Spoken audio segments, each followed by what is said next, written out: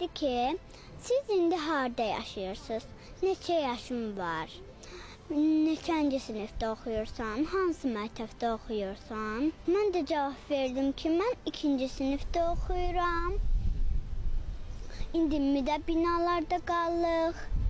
Dünya məktəbində oxuyuram. Prezident də məni çağırmışdı ki, gəl bura, gəl çəkiliş eləyək. Muzeyin içinə girdik. Muzeyin içi çox qəşəng idi. Çox gözəl idi.